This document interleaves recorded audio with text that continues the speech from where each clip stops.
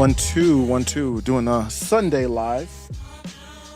Like doing Sunday lives for like an hour or so or something like that on various topics. Right now we got the same topic going on, which is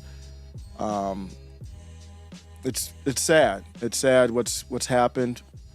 I'm happy to see Toy Mafia enter. The Toy Mafia has entered the chat. That's not sad. That's good. That's a pick me up.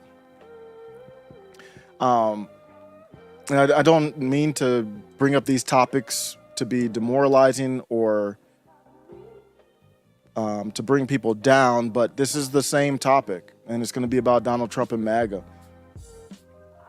It's a disaster what's happened. When I started this channel, I started the channel with the label stuck in the middle. I didn't know nothing about MAGA. I mean, I knew what MAGA was, but I wasn't some MAGA person. Thank you, Christian, great friend of the show, $5. Got me live 2 days in a row. Christian helped me actually flesh out the thoughts of what's happening here. Because Christian hit me up on X and was like, I forgot the exact comment, and Christian was like, well, what's going on here? Like, we all want the same thing, right? It's a great question. You see Tucker going at Nick Fuentes going at Tucker, and then all these other battles going on, Candace going at all these people, and you're like, wait, are they on the same side or not? I agree. It's like, well, who's on what side? And I think everybody's got different agendas is the thing. When you look at outside, let me know if the audio's, I kind of want some music in the background for this one, just because I might just stop talking for a second and just play music or something. But the other side, the corporate side, doesn't have that problem. You swap out one day Kamala Harris is trash, the next day she's the chosen one. They can do that at the you can't do that on the dissident side. You can't say 1 second Marco Rubio's trash and then the next day that's not going to work. It will work with some people, but it's just not overall. It will cause a division. And we all have different agendas. And thank you for the $5. Christian caught me live 2 days in a row. Yep. I'll just go live whenever I can. You know, we got 2 kids and we're going to go play later and do stuff. So easy Sunday morning. But I started the channel as stuck in the middle. And I knew that I knew I was not like on either one of these right or left sides. It wasn't me. But as the channel went on, I realized I'm not a moderate. Moderate is like a cuss word to me. Like that, I would rather you call me the N-word with the hard ER than a moderate. A moderate is someone who does not have ideology. They are a weasel. They are someone who maybe their ideology is, I just want to move along. It's not a true ideology. Their ideology is to morph into whatever they need to be for some other type of kind of peace or, you know, some vague democracy, some vague idea that is not an ideology, it's just a term. Amy Klobuchar, Hannah Cox. Who's a moderate? I don't even know. I mean, you could even put Tim Pool in that. Bridget Fedesi or whatever her name is, and Sydney Watson is a moderate in my opinion. These are people that don't have ideology. Jeremy from the Quartering is a moderate in my opinion. He doesn't have ideology. He just talks about this stuff. I have a clear ideology, and the reason why I was stuck in the middle, and I still am, is because if the left, if you want to call them the leftists, like Caitlin Johnstone, if she's right, I'm going to tell you she's right. And I'm going to side with her, Jimmy Dore, Kim Iverson, 100%. I'm not going to be moderate on their position on, well, let's not call it a genocide, or let's say Israel has the right to defend itself. Don't come to me with that bullshit. I'm on that side. I'm not a moderate. But then on other sides, I'll go with Steve Bannon, where they're wrong on race or something like that. So you see, I will take, and then I'll take the libertarian side, and I'll take the Nick Fuentes. So I'm all, you point the dots, and I'm like all around. So what is my ideology? I'm not a libertarian. I'm not a groiper. I'm not so what am I? I don't know how to describe that. I wasn't using ChatGPT at the time or I signed up to ChatGPT. I'm with Gemini, Claude. I'm with like all of them. Because if ChatGPT goes down, the next second I'm on Claude or whatever else. Gemini sucks. But if I would have put all this, I would have clipped this, put it voice to text and said, help me understand, how do I market this? Populist. I probably would have went with like a populist type of title or something like that. So it's easy because when you see middle MAGA, you think, well, some people think MAGA, which is not really MAGA because I'm making it something different. And then some people say middle, and then you're a moderate, kind of like a wormy, slimy moderate. There's Elon Musk is a perfect moderate. Perfect example of a moderate that just flat out disgusts me. Has no principles as far as politics and social issues go. You might think he does. He has none. He's just a weasel, a snake. I mean, that's what they don't think they are, but they are. Brad Colombo type, Peter Thiel, J.D. Vance. They're moderates to me. Trump now is a moderate. Perfect. Trump is a perfect example of a moderate right now. No ideology, forms into whatever clay Play-Doh piece of shit he needs to do to talk to libertarians or blacks or Latinos. Or he doesn't come to the Latinos and say, I'm America first. I speak for the white working male, but that does include you too. Hop on board. That's not what he does. He doesn't do that. He panders to them and whatever they need to hear because he doesn't believe in anything. So I adapted the mantra of MAGA. As you can see, all types of gear I have with MAGA on it. So I don't come at this conversation with hate for MAGA. That's just not me. It's just not true. I mean, you can go through the channel and see. So I was stuck in the middle, and I figured, like, wait, most of my pieces are on the right, and the left is so bad on race. That's the biggest thing that keeps me from siding with the populist left. They are so bad on race. It just is so annoying, and it pisses me off. But look who's bad on race now. I mean, Amber Rose speaking and pandering to Latinos, speaking in Spanish. We'll talk about that in a second. Trump at the rallies, let him in at the rallies. I mean, Trump's pro-war, pro-Zionist, pro-Israel. I mean, they're both as bad. So you see how I went to like, okay, Mises Caucus, let's go. Mises Caucus. Oh, Chase Oliver. They have a LGBTQ flag waving libertarian candidate for president who would hold a rally. He can't get 5 people to come to a rally because what do you need him for? If you like Chase Oliver, you would go to Pete Buttigieg. Pete Buttigieg is the upper level version. He's the Nordstrom version of Chase Oliver. Chase Oliver is the Goodwill version. Why do I need him when I just go to Mayor Pete? Now, Chase has some better base positions, but at the end of the day, man, if you're waving that rainbow flag, that's your number one position. So I'm out on the populist left because of race. Now MAGA is just completely. I'm trying to take that. Come here. I'm taking the MAGA branding is so beautiful, so good, and I love MAGA. I've always loved MAGA, never been against people in MAGA. My beef is with Trump. Be clear. My beef is not with MAGA people who love Trump, who say Trump 2024. I've never expressed beef with going at you. I will say you're a Zionist, but that's not beef. That's just saying what I see, and we can have a discussion. It's never me say you're deplorable or some bullshit like that. Never heard that from me. We'll never hear that from me. So I can't really side with them. I'm just trying to take the branding. I want America First to take over MAGA. So you see, I can't go to Mises Caucus because they're under construction, let's just say. I think they're going to get it done. I love Mises Caucus, Michael Heiss, Angela McCardle, Robbie the Fire Bernstein, and these are just the people I know, and all the non-race baiting Mises Caucus friendly people. Love them. They're great. They're going to get it done. It's not easy. They just took it over a little while ago. Give them a chance.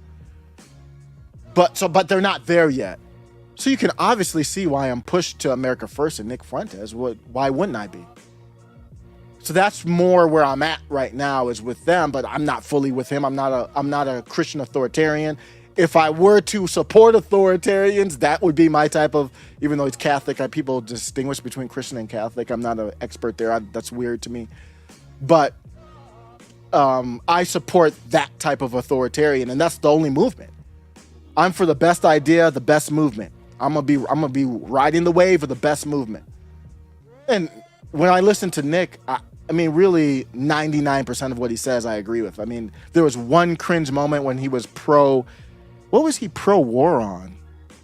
Gosh, I didn't talk to, but I had an exchange with Nico House on it. I forgot what it was about. It's something about the oil. I forget. Was it Venezuela? I think it was Venezuela. I think it was Venezuela where he was pro-intervention or something like that, where I see where he's coming from, but we have a small disagreement. That's like one of the small disagreements. And Nick is way more, he's not moderate, but he's more palatable than people think now, especially now that he's on X. He's doing that. So you see my progression. And we had the good lives where, man, I love the MAGA live where they came in and it was like we're booting Kevin McCarthy out. And those were good moments, and talking with the homie Ray Studios about the rallies, those were good moments. But there's a problem here. There's a problem that can't be ignored. And if you are loyal to Donald Trump, people say, well, Nick's not loyal to Donald Trump. That's bull. That's absolute bull. Loyalty doesn't mean I tell you what you want to hear. Loyalty means I tell you what you need to hear. I'm going to respect you if you disagree, but I'm going to have to do what I have to do. And that's what Nick's doing. Nick loves Trump. I love Trump. I respect Trump. Trump is a cultural icon. I'm not some never Trumper. But this is what the movement needs to hear. This is what Trump needs to hear. So we're going to go over that. Yes. Thank you, Christian, for explaining. Sometimes I can't explain this stuff. Moderates. Christian says moderates trying to be all things to all people. And that's exactly what Trump is doing. That's exactly what he's doing. We don't know what he is anymore. He's just trying to be whatever group, as long as they're not white. He's trying to be everything to every group except normal white people. That's what 2024 is about for Donald Trump. And that's why he's a complete, absolute moderate. MGB, absolutely non-committal. No philosophy. You don't commit on anything. You don't believe anything. So you're just all over the map. So that's why when I'm going to go over this news story here, is why when Donald Trump brings a migrant illegal, and my parents are migrants from Jamaica. I'm not against legal migration. At a recent rally in, hopefully I pronounce this right, Wilkes-Barre, Pennsylvania, I apologize. Former President Donald Trump had a migrant give a speech in Spanish. What? He had a migrant give a speech in Spanish. This event was noted on social media platforms, and all kinds of debate kind of sparked from that. And that's the most headline. So if you don't have an ideology other than you want to get Trump elected, then you're going to say, well, what's wrong with that? What's wrong with Amber Rose speaking and all this type of things? you'd think, oh, anybody who's against that is hateful because you don't have an ideology. You don't believe in anything. That's why you don't understand the problem with it. And I'll show you there's multiple problems with it. Here's the moment. Para todos los latinoamericanos, gracias por venir aquí y soportar al presidente Trump. Es importante que entendamos que lo que ha pasado en nuestros países en Latinoamérica puede pasar aquí. Como mencioné, mis abuelos son de Cuba, se fueron por el comunismo, llegaron a Venezuela, sin ninguna base. Para todos los latinoamericanos, gracias por venir aquí y soportar al presidente Trump. So he has him speaking. Why is he speaking there? If you are a supporter of, I'm just going to put my ideology, this is where Trump is really failing. That's why he's very bad on Kamala. His attacks on Kamala are horrific because he's not attacking power. The power is above Kamala. So you attack Kamala by attacking the cabal that put Kamala in power. It's the same cabal that tried to off him, allegedly. It's the same cabal that stole 2020. It's the same cabal that hid the FTX scandal and funneled the money, the Bitcoin scandal, basically scam, through Ukraine back to Democratic candidates to off the MAGA candidates to make them look like they're idiots, and they're still now going at them, blaming MAGA for the fall of 2020. The same cabal that did that, the same cabal that's trying to put Trump in jail, sentencing in September. That cabal substituted, took Joe Biden and said, you're out of here, and then in place Kamala. You need to be attacking the cabal and saying Kamala is working for them. That's how you attack her. You call her a communist, you make yourself look like a corporate person where she's doing populist policies. Whether they really are or not doesn't matter. You're making her look populist. Bernie is a communist, in your words. Trump called Bernie, so you're calling her Bernie Sanders. They love Bernie Sanders. At least they did. So it's just a terrible idea that you attack power and you say, my goal is to redistribute that to as many people as possible. So when I look at this speech here from a migrant, if you want to have a legal immigrant come speak, he better come speak in English. This country is this is America. If you are illegal, a legal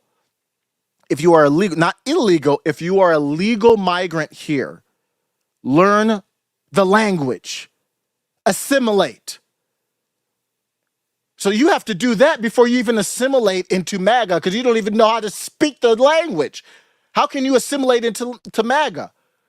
So you can have a legal migrant speak, but what do you have them speak about? This is my story. This is why I love the country. I'm not speaking up here in Spanish to you because I think you need to learn English. That's one of my messages to you. If you are a Trump, this is the same thing I said about Amber Rose. If she wants to help MAGA, stay the hell away from the stage. We don't need you on the stage. Go do your Instagrams and go talk to your people why MAGA why you like MAGA and here's why I support MAGA. Do it on your Instagram. If you want to speak Spanish to people, I don't have no problem with that. Don't be on the stage doing it. Say everything I just said in Spanish to your people saying you got to learn English. And this is what MAGA is about. This is what the First Amendment's about. So you can basically talk to them and say, I'm only going to speak a little Spanish to you or whatever if you're going to reach them and say, here's how you assimilate. Here's why talking about white people isn't a bad thing. That's what you can do. Instead, this is old. I mean, this is as old as dirt, politicians bringing up. I mean, Trump might as well have done it. You know, politicians come up and they speak their bad Spanish. Like, oh,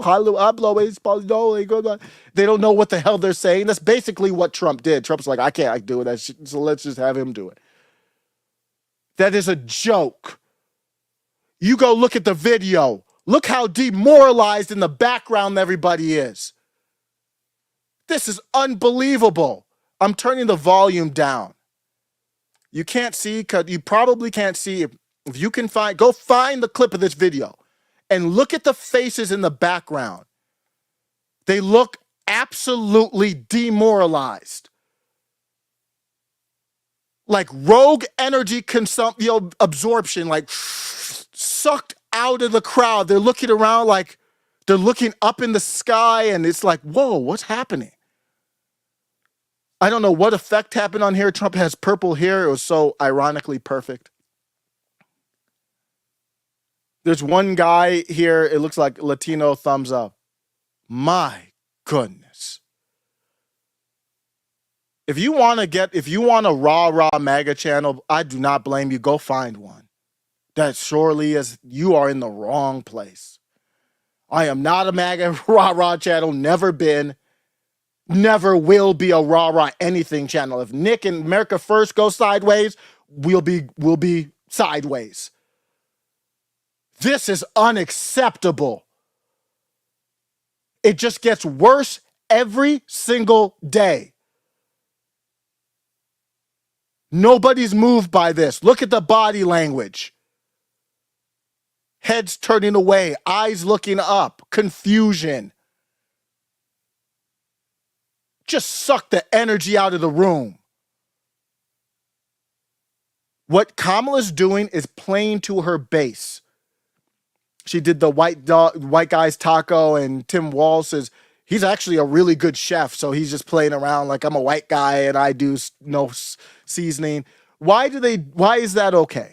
I mean, obviously she's not going to do, well, I'm a black guy, I put watermelon in my taco and fried chicken in my taco. I'm a Asian and I do this. They would never do that. Why do they only do it from the white side? Because her base is cucked white people. So that fits right in. So it's off-putting to me. It ain't off-putting to her base, though. So her base is like, yeah, that's funny. You know, white people don't put. It's a fun. I mean, we can have those jokes. I'm not against joking, but notice for them, it's only on one side. I'll make fun of the Jewish that have horrible food, horrible tasting food. America got dessert right. America #1 in dessert. You know, France got a lot of things right. They got their portion sizes right. That's why a lot of them aren't as fat as Americans. They got smaller portion sizes. We can make fun of the gluttony.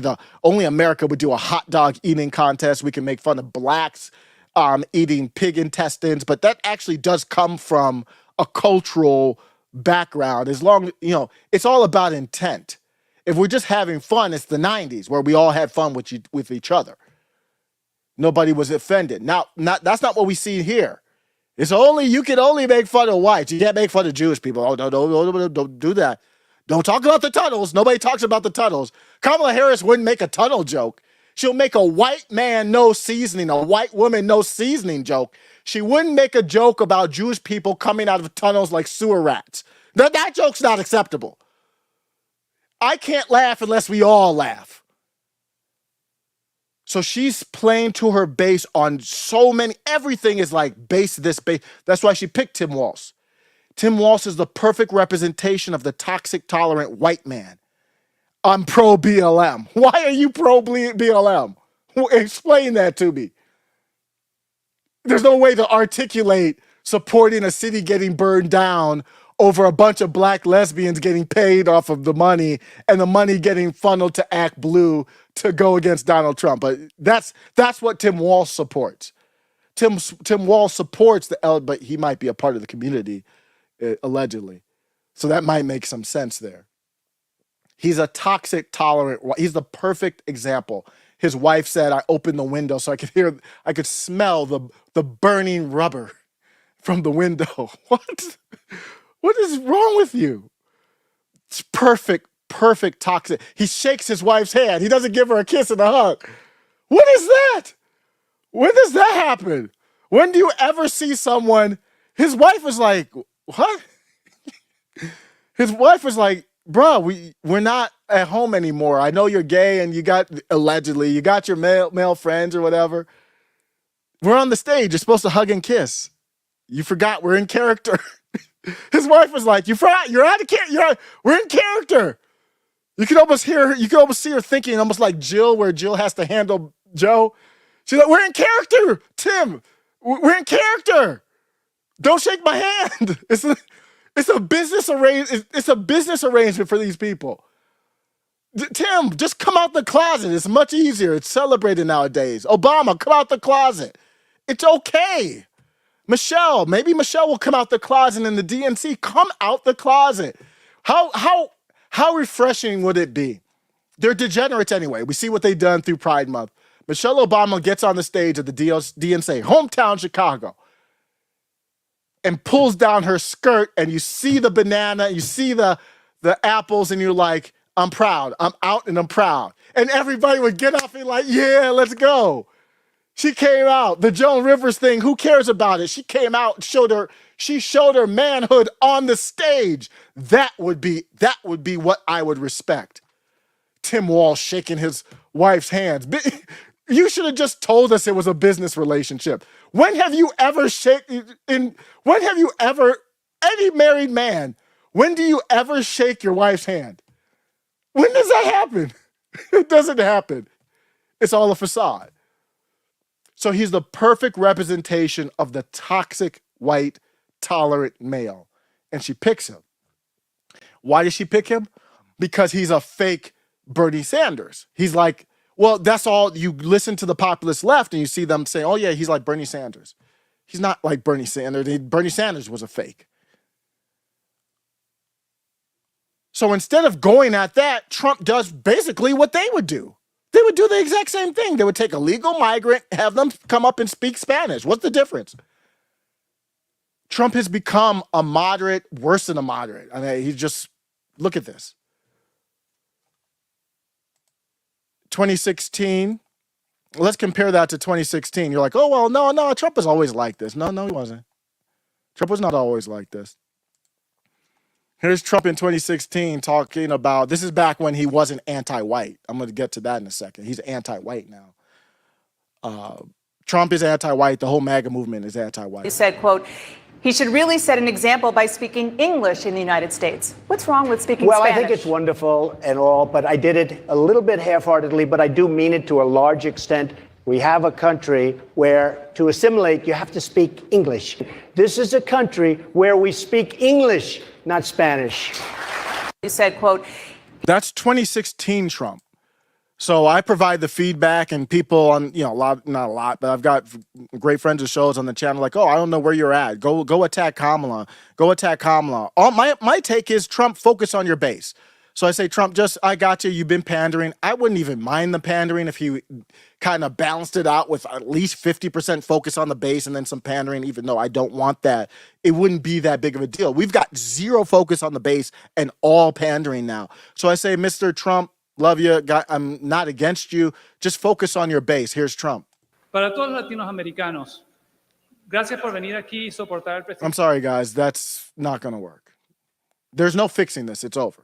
This is absolutely done. It's run into the ground. And it is an anti-white discussion. That's what it is. MAGA, so we're figuring out what MAGA has become, and it is a sight to behold. MAGA is a Zionist movement. My definition of Zionist is the ideology where somebody puts the interests of Israel over that of anything else. Anything else. And obviously that would include Americans. So October 7th comes and I say, well, I actually don't care. It's not here. People get unlived and raped all over the place. In the city by me, in Chicago, in LA. I don't see nobody running to the crime statistics to say, look at all these people who got gunned down in Chicago. But there's a country 7,000 miles away that has the best surveillance in the world, so good that they're surveilling me right now, and somehow guys wearing flip-flops parachute in and do some damage. Sounds like a you problem. They ain't got nothing to do with me. Keep me out of it. Go handle it. Go do that ain't got nothing to do with me. Don't use my money. Don't care. You got a surplus. You got a surplus. You got plenty of money. You got universal health care. So Trump here in America tries to use he had a comment where he said, he tried to go at Kamala Harris. This is how out of touch he is. He tries to go at Kamala Harris by saying she's a communist. Everyone might get health care. What? You think that's an attack? I understand the problem with, I am, if you don't know, I am for Medicare for all. But even if you're against it, do you think that sounds bad to the normal person who just got laid off for their effing job and they're working at Uber or Instacart and they don't have health care? They'd be like, everybody gets health care. Was that supposed to be a diss? You think the communist label is going to stop millions of people who don't have a job, or they're going back and forth or supplementing their job with another job? They don't know if they're going to get laid off or fired because of all this tech advancement or anything else, and they don't have health care. And Trump says, oh, with Kamala, everyone might get health care. You're like, wait, what? Tell me more about that. Who's advising him? He's lost. So he goes and he says that. It just shows he's completely out of touch. He's completely out of touch with the average. They voted for Obama, a lot of them. East Palestine, perfect example. That area voted Obama, where the train accident happened. They voted Obama 08, 12, flipped to Trump. They will go back to Kamala in a heartbeat. It would be a heartbeat. It wouldn't even be a problem. So instead of focusing on America, he's saying everybody might get health care. In Israel, everybody's got health care because they got money like that. In Israel, everybody's education's paid for because they got money like that. And for some reason, October 7th happens, and we're supposed to jump on board with Israel has a right to defend itself, and we've got to send money to Israel. And he's going up to this whatever Israel Jewish American conference talking about how great it is to give Israel donors medals and what the? So that's the first sign. That's anti-white. There ain't no white people that live in Israel. Trump's base is the average working white male. What the hell does the average working white male care about Israel? I'll wait. You tell me.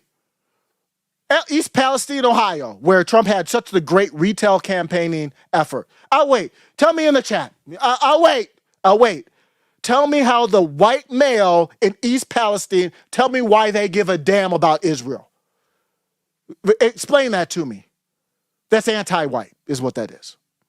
Especially when you can't name the white. If you want to do a policy where I'm for everyone, I don't name the white, I don't name the black. That's what 2016 was. He never named the white in 2016. He just said what the white average male wanted to say but couldn't say. He ain't saying that anymore. Oh, Trump, tell me more about that, Kamala. Everyone get health care? Oh, did Kamala say that she's going to pay off people's medical bills? You called her communist. That's interesting. Tell me more about that plan, though. He's like doing advertisement for Kamala. He's like, oh yeah, Kamala, she's so Marxist. She's all, be scared about this. She's a Marxist. One of her Marxist policies is she's going to give every first generation homeowner $25,000 to pay for a home. Oh, tell me more about that Marxism. That's all that's happening. I obviously understand the problem with it. 1% of our country might understand the problem with it. Nobody knows. This is not 1% of our country, much less Trump's base, understands. And then not only that, understands and then cares about it. Well, I don't care. You sent money to Israel. You sent money to Ukraine. You bail out everybody. You bail out big industries. You bailed out hedge fund managers. Okay, I can get $25K too. I don't care about the problems with it. We can have you want to have a James Lindsay intellectual academia discussion about it? Great. That ain't reaching nobody. Nobody cares. Nobody follows that. Nobody cares. That's what Dave Smith was trying to tell to James Lindsay. So Dave Smith posted about this. He's like, guys, calling her communist and Marxist is coming across as Trump's corporate. When her policy is everybody gets this, everybody gets that, everybody gets this. So it's a hard position to be in Oh, she's Marxist. Don't follow her. Well, but what if I want some of that? You're coming across as corporate because you don't have a good strategy. You're not attacking home prices or why? Because of BlackRock. Trump hasn't even talked about BlackRock. BlackRock buying up property, Kamala allowing the illegals to be here, which rises property, suppresses wages. He doesn't talk about that. Random people on Twitter are trying to say, this is how you talk about it. Mel on Twitter, crazy village lady, says, here's the position. Kamala Harris wants to give all these illegals $25,000 to buy a home. That's the policy she's proposing. That's how you attack it. You don't attack it from and even that might not work. They might be like, okay, I want it too, and the illegals get it too. Okay. It's a hard position to attack, but you can't attack it by just labeling her as a communist. There's nobody under 60 years old that cares about somebody being labeled a communist. There's no one. The only people who don't understand that are people who are in their bubble and they don't talk to anybody else. That's the only people who don't understand that. Just horrific positions. Let me go to the chat and get a feel for where everybody's at. Jessica, my great friend of the show, always with a great comment. Always with a great comment. Free Steve Bannon. He needs Bannon's help. That is, look at what happened. Steve Bannon is furious right now. He is fuming. I think he's a strong mentally guy. It's not about being in prison. I guarantee you, this has gotten back to him. He's following all of this, and he's furious that Trump is not focusing on the base enough. Trump doesn't mind. Bannon doesn't mind getting black men. He knows the black men were the only ones. But the problem is, you flip Kamala over, and these idiots tell Trump not to attack Kamala for being a fake black. Black men are the ones talking about Kamala being a fake black. So if you want to, it's not even from a pandering standpoint. It's from a standpoint of, I agree with you. She's a fake black, and here's why it matters. She's doing these fake plans for you to take care of immigrants, not really you. Why are they just now sealing up the border, Biden at least, with the executive action? They're actually sealing up the border a little bit now. He was inaugurated January 2021. Now he's doing it now because they're fakes. That's why. They're about to try to get elected. So she's a fake black. She's giving you fake policies. She's a fake. The attack should be, this is what Steve Bannon, I guarantee you Steve Bannon would agree with me. The attack should be, because Steve Bannon said he liked some of Bernie's policies. He said that on Tim Pool. Steve Bannon would say the attack should be, she's a fake Bernie. She's a fake communist. She's a corporatist. She's a black rockist. She's trying to use this to turn on you. That's why she's a fake black. She's a fake politician, didn't win any elections. Everything about her is fake, including these policies. If you want solid economic policy, then stop immigration, number one. Stop wars, number two. If you can't stop the Department of Defense spending, then how are you going to help the country economically?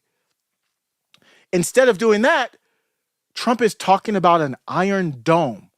What the hell is going on? Why would we need an Iron Dome? And if you want to have an Iron Dome, that's not policy that should be discussed.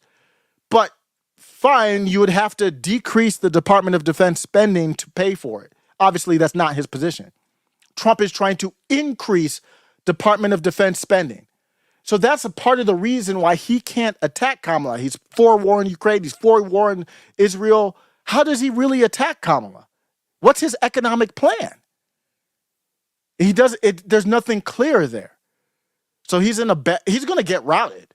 I mean, he's going to get absolutely, Steve Bannon knows this in prison right now. I thought I was out of the prediction business. I'm back in. I try to get out, but they keep bringing me back in. And here's the good thing. My predictions are often wrong. So here's the white pill. My prediction is Trump's going to get routed, absolutely destroyed. Sunbelt, Midwest, just absolutely, completely. Did you see the crowd at the rally? in Pennsylvania. Trump's going to do rallies and he's demoralizing the crowd. Not that the rallies in the first place meant anything. They mean something, but not that they mean that he's obviously 2020, he didn't win. He's going to get destroyed. Absolutely. It's going to be decided on the same night.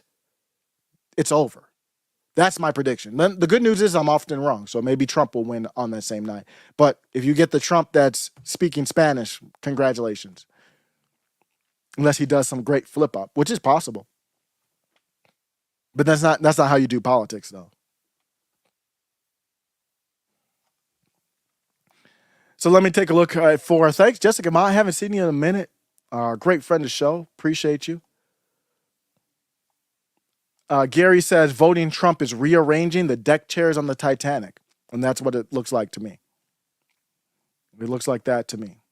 And so that's where I'm even more, I guess, radical than the America First position, which is if Trump does all these things, if he says he's no war, immigration moratorium, deportation is not even a part of it. Moratorium, end to immigration, period. Legal and illegal till we figure out what's going on. They will start voting for him. I will not. Yeah, Mike has bad knees, and indirectly, Mike, and you see he's a member of the channel, $1 a month. Appreciate it. I'll be doing like early release for videos is what I'm doing mostly for $1 a month member channel. So I really appreciate Mike has bad knees, long time, great friend of the show. Says, you reminded me why democracy is so terrible. Decisions are made by a mob of people that are ignorant. And it's hard for me to retort that. It's getting really difficult for me to provide a solid retort to that.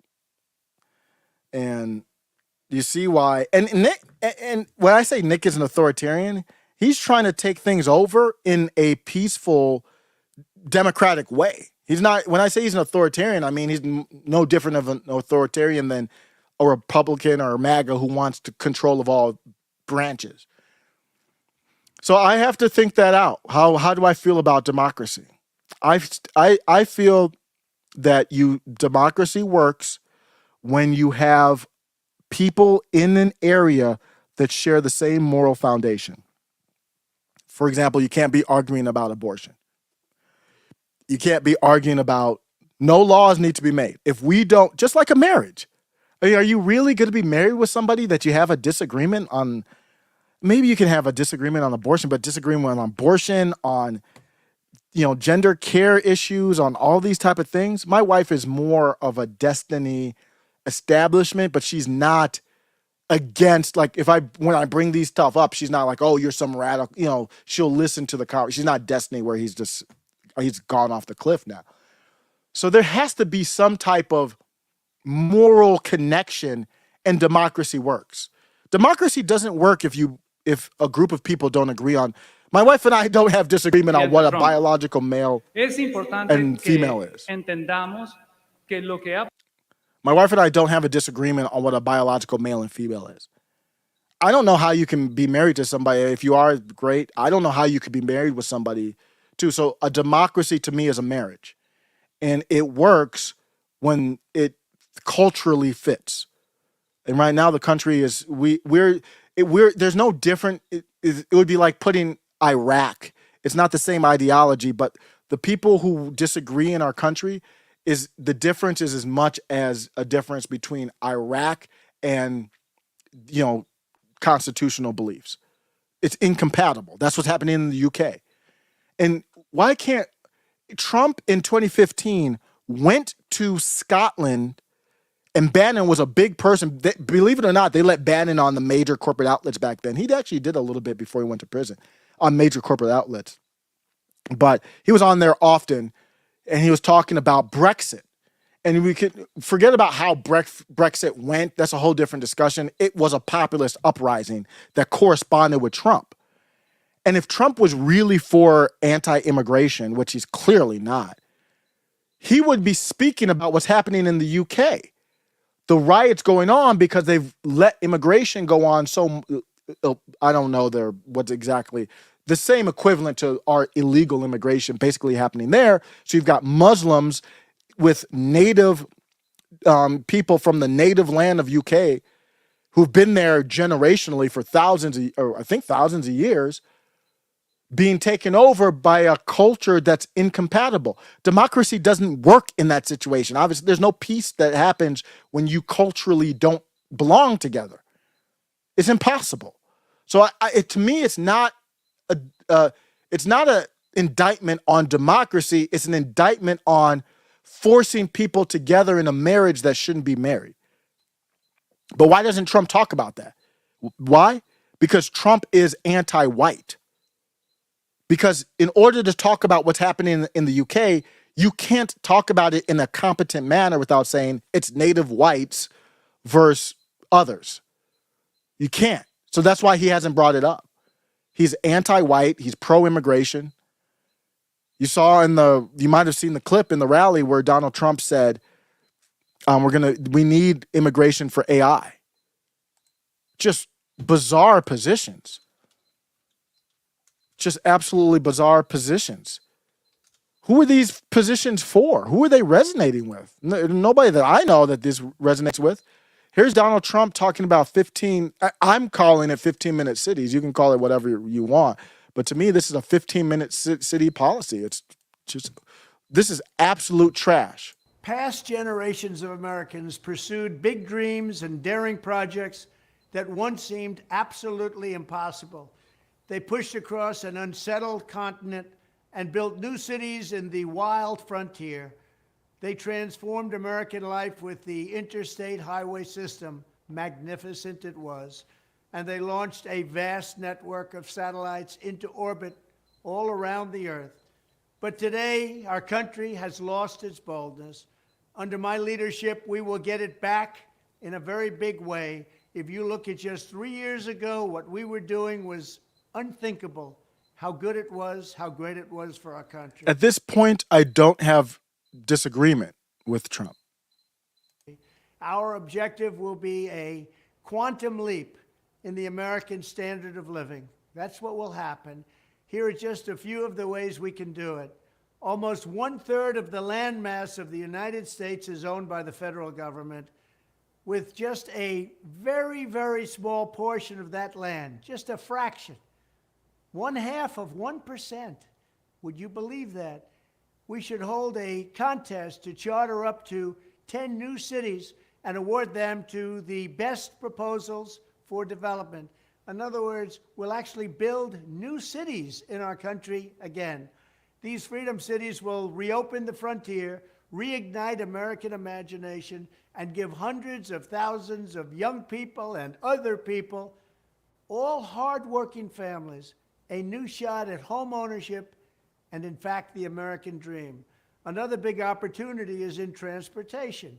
Dozens of major companies in the United States and China are racing to develop vertical takeoff and landing vehicles for families and individuals.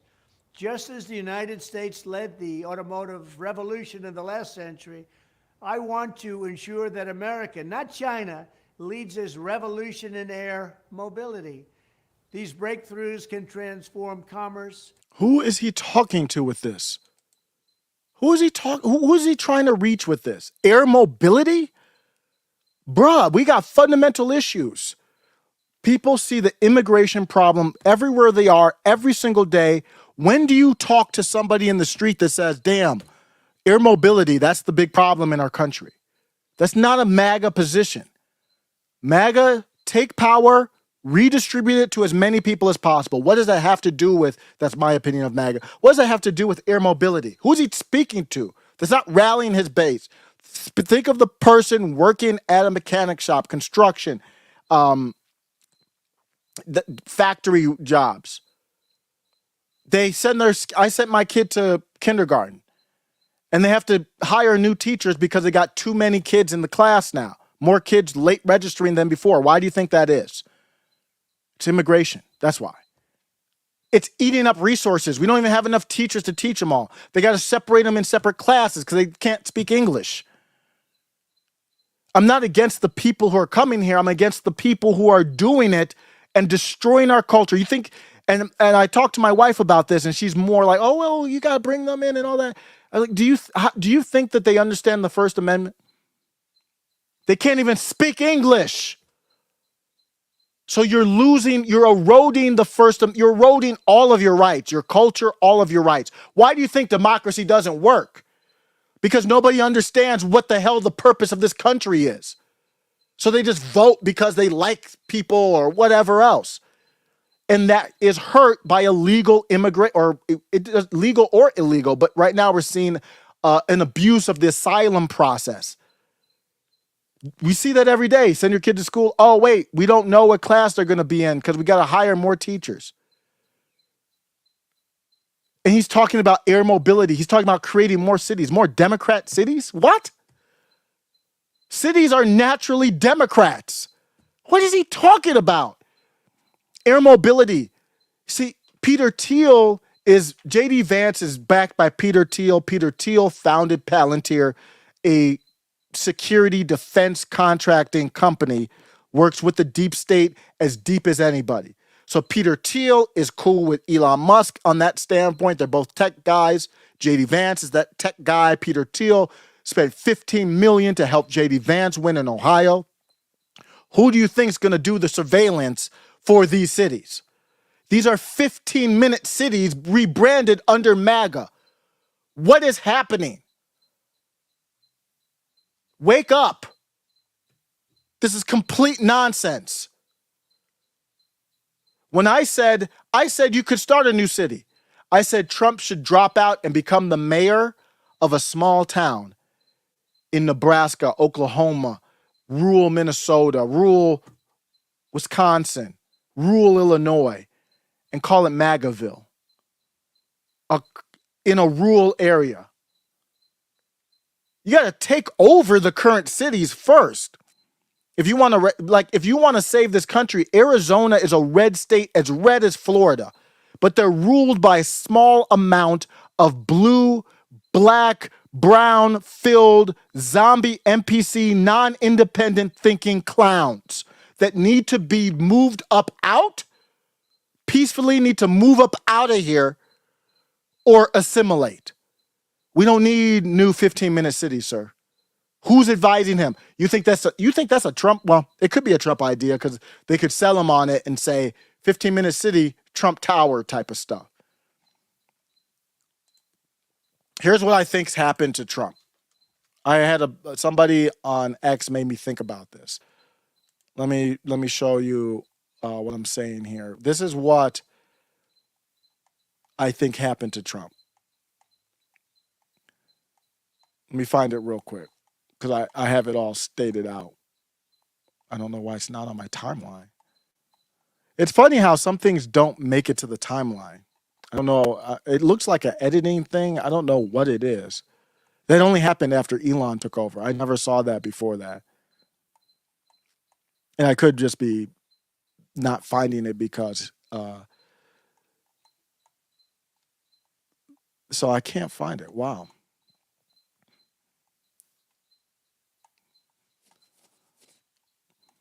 So I'm going to look at some comments while I just want to find it because I hate after I'm done. I'm like, oh, there it is. I missed my talking point that I wanted to get off my chest to the tens of people listening. If you're one of the tens of people listening, greatly appreciate you. I'm going to go to the comments in a second. I got to get a vibe from what people are talking about. But as you can see, I just had to get some of that stuff out. But let me see if I can find this real quick. I think I had Fuentes in it. Wow, I can't even find it. Maybe I didn't even send it.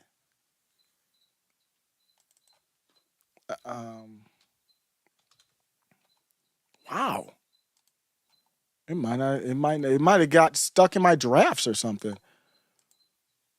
But so basically what I was referring to is that Trump has different weaknesses. And I think that's what's happened is Andrew Tate talked about that he was potentially compromised. And I think he had a point. And let me just play the Tate clip so I can play something while I kind of look for it. Tate, Trump, he was on with Candace. Candace Owens is really, really out here doing good work. I mean, nobody's perfect, obviously including myself, but she had to slip up with the Amber Rose discussion. It was kind of whack, but she had Andrew Tate on, who I'm not a Andrew Tate fan at I actually all. want to ask you a question about two people. Let me see what this is it here. Okay, here we go. This is what I want to play from Andrew Tate. Take a look at this. From Andrew Tate on with Candace Owens. Because right now what's happening in America is the MAGA party is actually infighting. The Groypers have declared war on the MAGA party, but on top of the Groypers, people have spoken out, myself included, to say that obviously you survived an assassination attempt, you're going to come out of it different, you know? And so I wanted to give Trump that runway and expect that, like, you got to be feeling a little bit differently. But it doesn't feel to me like the same Trump from 2015. And obviously he's the better candidate. I want Trump to win as well. But it does seem that now that he's accepted money, that he can't be as hardcore about certain topics and certain issues as he was back in 2015 when there was no chance he was going to win. You know, allegedly no chance he was going to win. And also nobody would give him money and no one would give him any airtime. And now it feels like, I don't know, like they've kind of, I don't want to say like buck broken him, but there's definitely a lot of consultants around money kind of always being the root of lies and evil, and I believe lies by omission, not saying things that you would say because, oh, well, this person just cut you a $50 million check. So I maybe stay away from that subject because that person is, you know, from Romania and these are the Romanian interests. So, you know. Good country choice there. Yeah, it's like a great that. country choice. Yeah, smart. I'm a fan of Trump. Obviously, I hope he wins. My view on it, if I had to guess, and of course I have no data to back this up, I've just been around. Trump ran with a scorched earth policy and he got into power and they tried the whole Russiagate garbage. And I think Trump actually, in many ways, was very soft in his first administration. And he believed to a degree he could reason with these savages. And he thought that, you know, I should put Hillary in jail. I should do these things, but they'll take Trump Tower off me and they'll hit me with endless lawfare and it's going to be a mess. And I built this whole conglomerate of real estate and money and I'm still American and my kids live here. And if you really declare war with the deep state on that level, my children are going to end up in trouble. And there's a whole bunch to consider.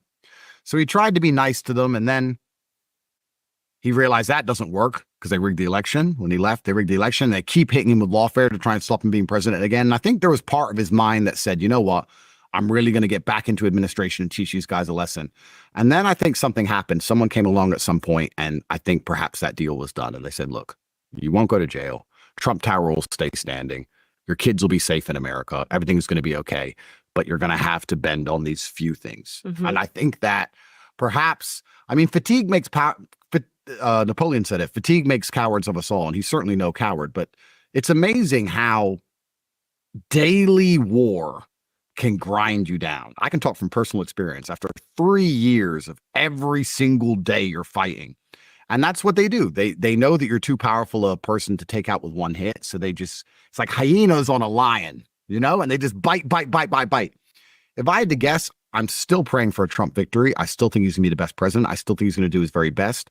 I just feel like somewhere along the line, something has been agreed to prevent post-presidency or post-death for his empire and for his children. There seems to be some kind of deal somewhere. Again, I have no data on this. I've just been around. I feel like, when you look at the streets, let's talk about the streets, right? And the gangs, and they're out and they're all killing each other. And then eventually you see one gang member walk past another gang member and they don't kill each other. And you're like, something's been talked about now. It was different before. And it just kind of feels that way to me. I don't know exactly what the deal is.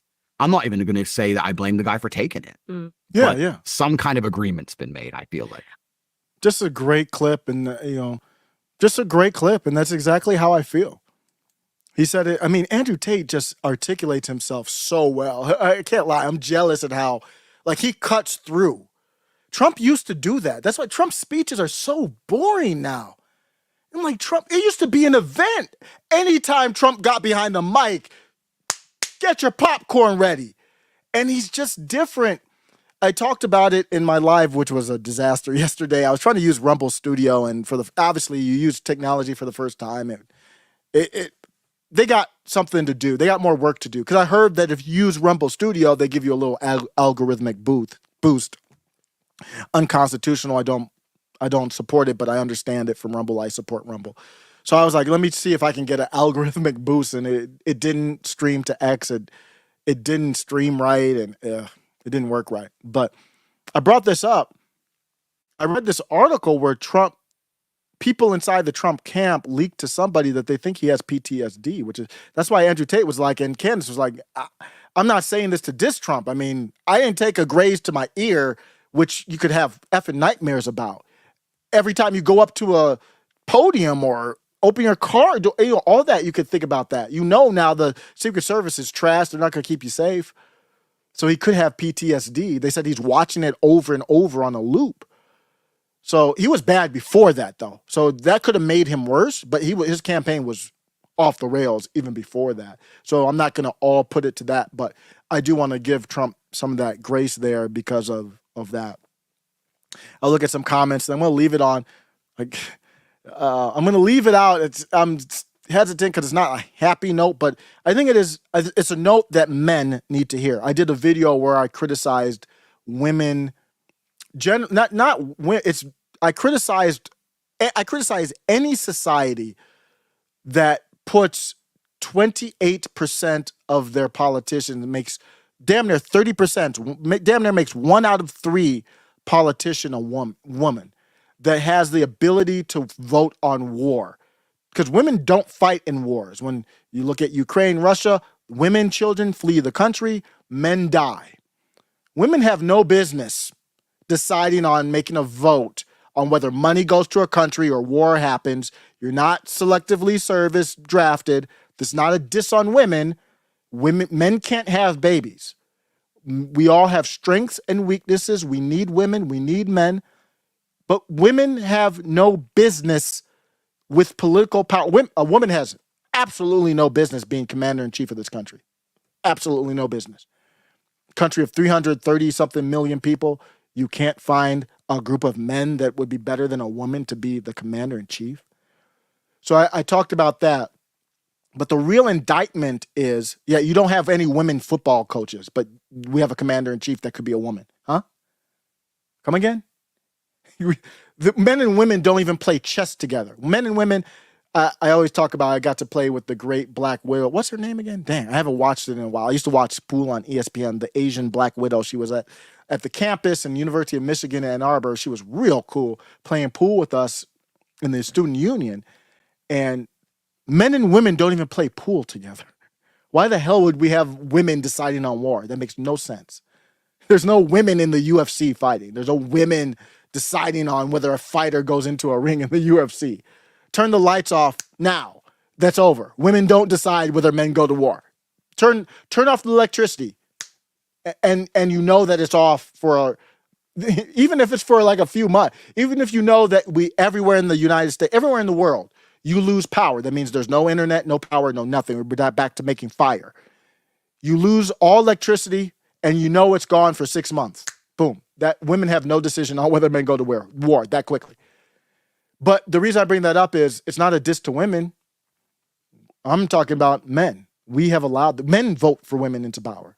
Men have become soft. Men have become gay, feminized, weak. And I'm going to end with that. Candace Owens stepping up as, hey, if she's one of the strongest, she's one of the strongest. It's an indictment on men.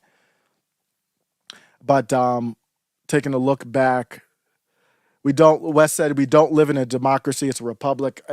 That argument doesn't, what's the point of that argument? How does that argument change anything I said?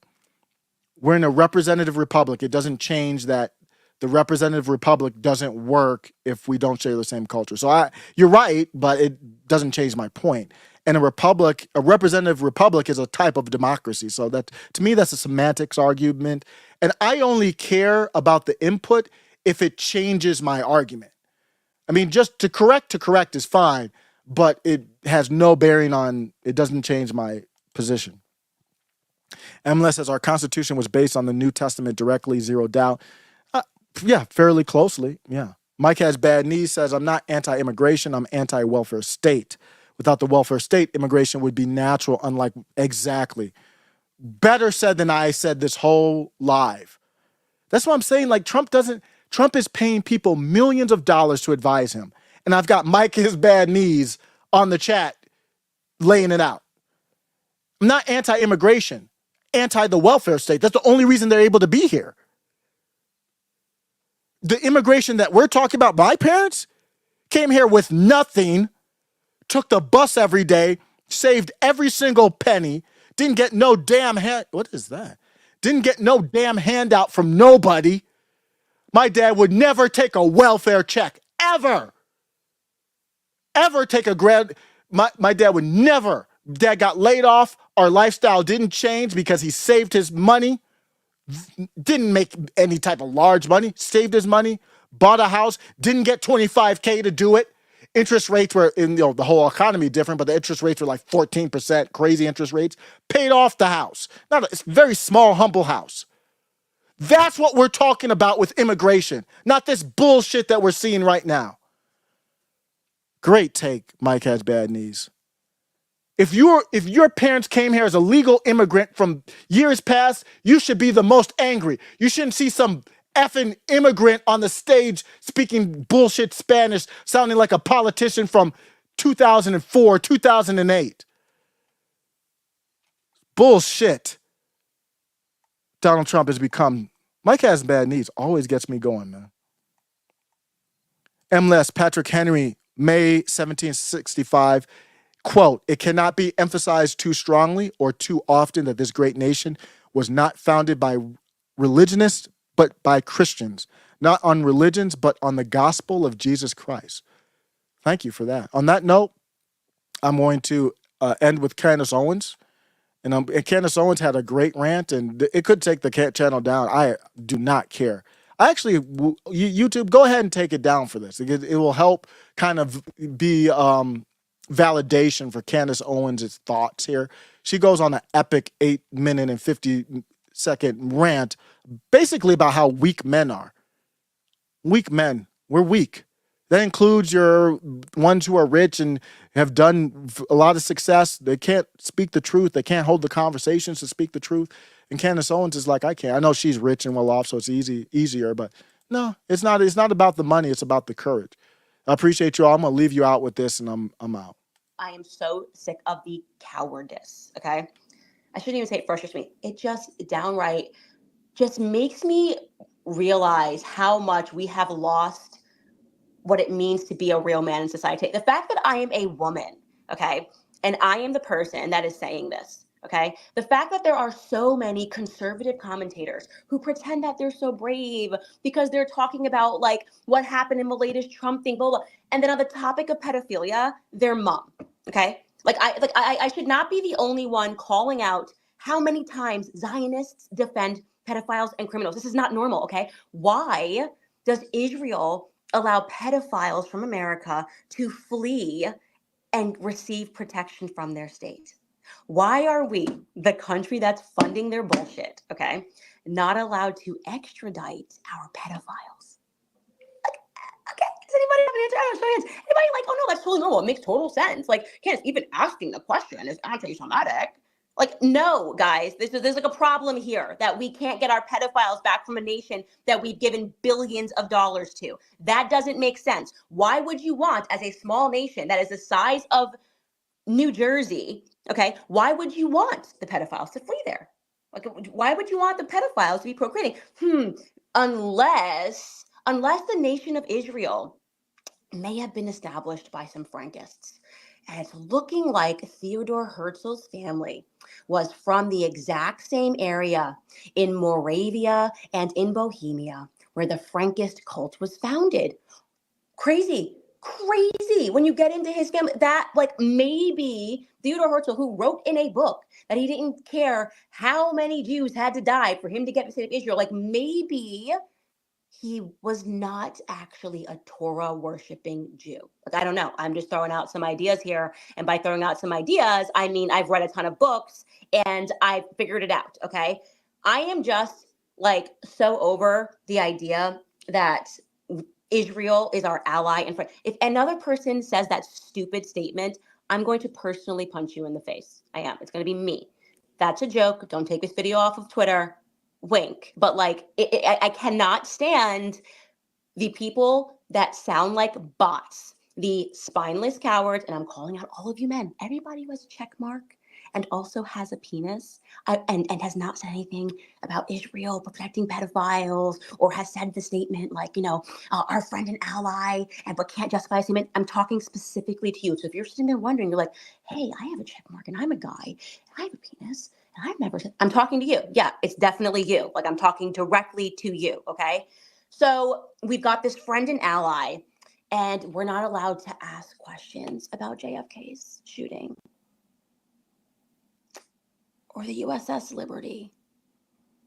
Yeah, the Mossad there on the day that JFK was shot.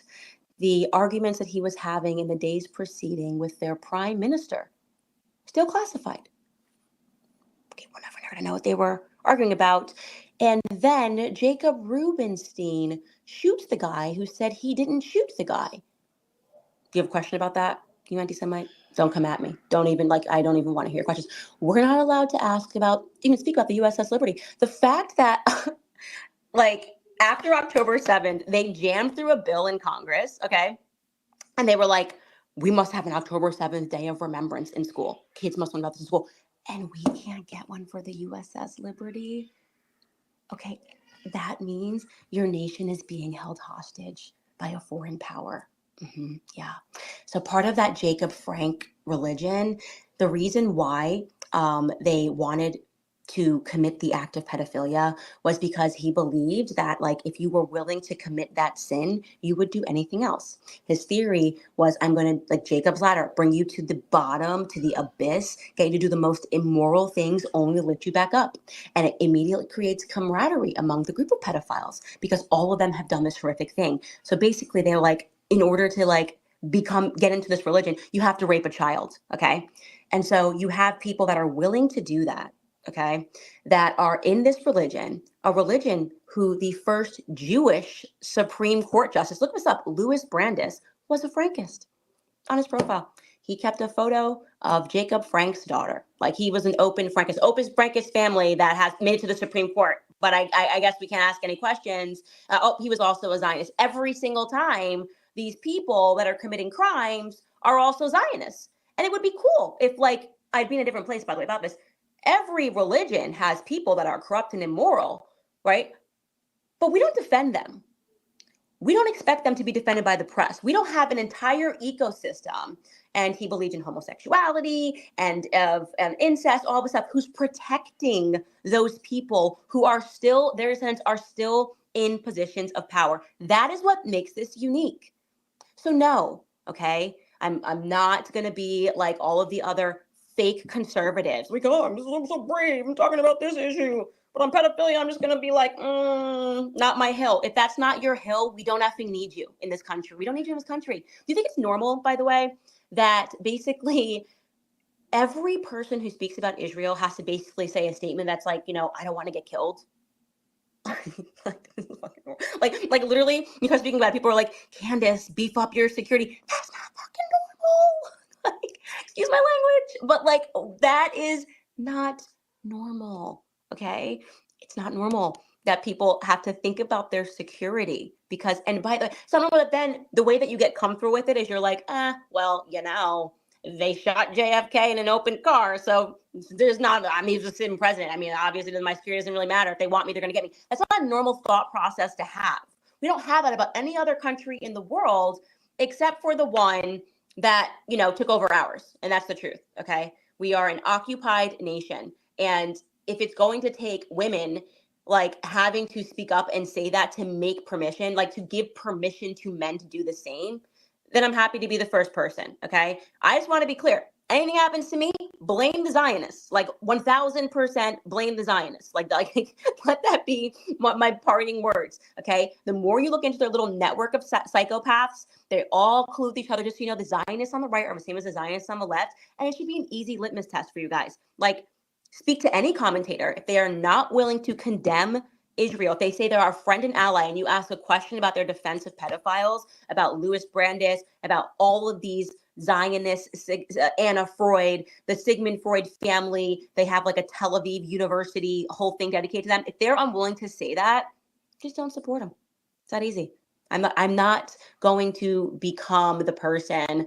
Andrew Tate said something that really stuck with me. He was just at the end of the day, they're just going to rape your kids last. Like, you're either going to be a person who dies on the Hill for something that you believe in, or you're going to be the person that sits around and you do nothing until the snake wraps around you and squeezes out your family last. I mean, that's the truth. That's where we're at right now. And I'm like, I would rather die on the Hill. Like, I just want to be able to pick the hill and die on it. And that hill for me is pedophilia. All of these homosexuals that are engaging in pedophilia. I mean, openly for France. I mean, what the heck is going on in this world right now? And this is what happens when good men do nothing. We have a bunch of good men. I know these people. I know these men. They do nothing. And they do it because they're scared. They're scared to lose their jobs. They don't do anything because they don't want to lose their jobs. They don't want to lose their security. And they think that by being a man and not saying, it's like to not say anything.